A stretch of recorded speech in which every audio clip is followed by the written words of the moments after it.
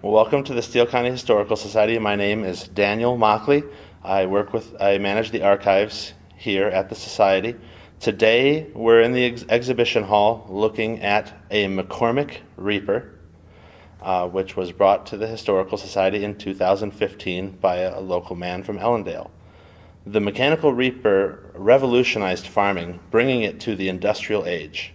Prior to the invention of the mechanical reaper, grain harvest methods had remained essentially the same since the earliest recorded history, all the way back, essentially, to Egypt.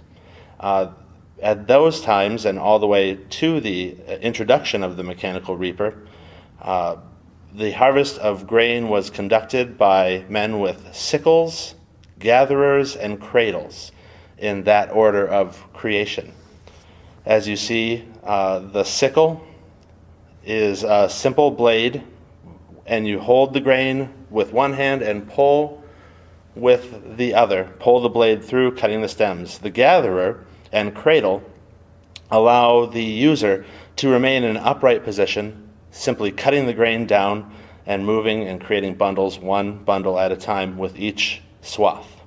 Commentary on the efficiency of the reaper innovation were discussed by C.H. Wendell in 2004 publication, 150 Years of International Harvester.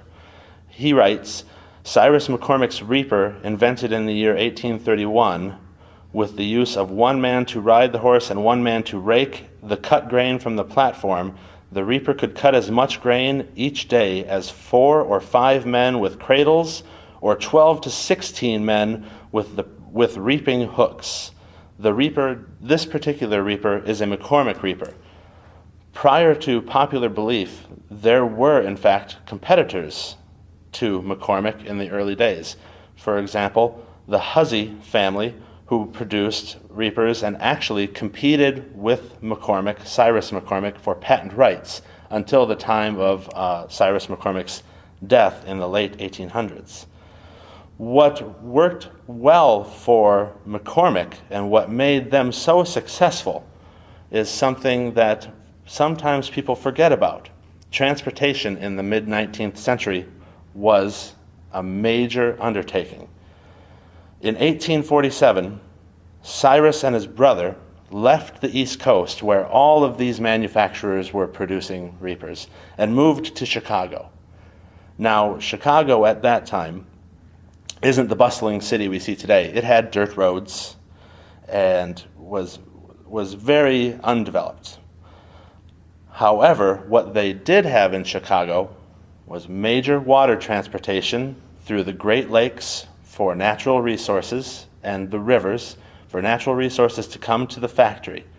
And then delivery. Chicago, by the late 1840s, was a major railroad hub feeding the grain belt frontier. The exact production date of this unit is unknown. However, trying to narrow this down is complicated by a couple of basic facts. On the centennial of the McCormick Company, they produced 100 replicas. These replicas were taken out into the field and demonstrated so that they too would have wear from use. It's further complicated that when they produced these replicas, they attempted to use historically accurate materials. I hope you've enjoyed taking a look at this McCormick Reaper in the exhibit hall of the Steele County Historical Society, where we preserve and share history today for tomorrow.